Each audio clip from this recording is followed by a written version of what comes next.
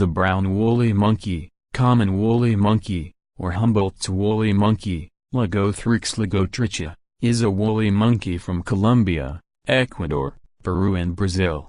It lives in groups of 2 to 70 individuals, usually splitting the group into smaller subgroups when active.